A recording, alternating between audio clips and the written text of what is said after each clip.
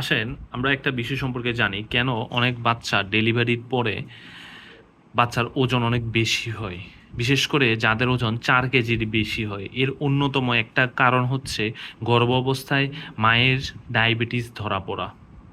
কারণ হচ্ছে গর্ভ অবস্থায় যদি মায়ের ডায়াবেটিস ধরা পড়ে তখন মায়ের শরীরে গ্লুকোজের পরিমাণ অর্থাৎ শর্করার পরিমাণ অনেক বেড়ে যায়, মায়ের শরীরের রক্তে অনেক বেশি পরিমাণে শর্করা হয়। এর কারণ হচ্ছে গর্ভাবস্থায় মায়ের একটা হরমোন রিলিজ হয়, তার নাম হচ্ছে হিউম্যান প্লাসেন্টাল ল্যাক্টোজেন।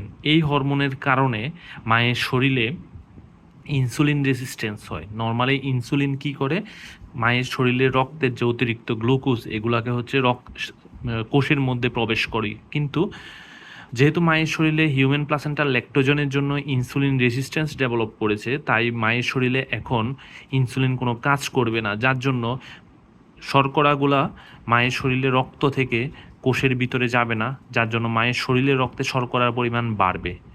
এখন মায়ের শরীরের সাথে গর্ভাবস্থায় বাচ্চার শরীর যুক্ত থাকে যেটা দিয়ে, তার নাম হচ্ছে প্লাসেন্টা।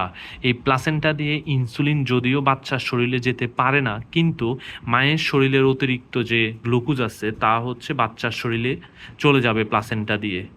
এখন এই অতিরিক্ত গ্লুকোজ যখন বাচ্চার শরীরে যাবে তখন বাচ্চার শরীরে এই গ্লুকোজকে কমানোর জন্য, অতিরিক্ত গ্লুকোজটাকে কমানোর জন্য বাচ্চার অগ্নাশয় থেকে তখন প্রচুর পরিমাণে ইনসুলিন তৈরি হবে।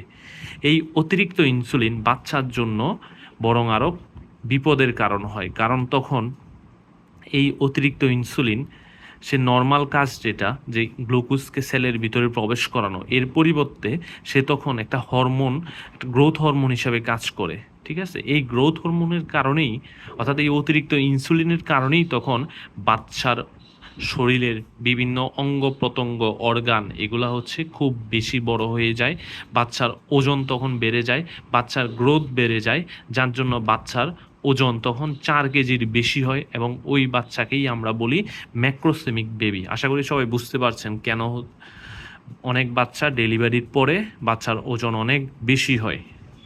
ধন্যবাদ সবাই।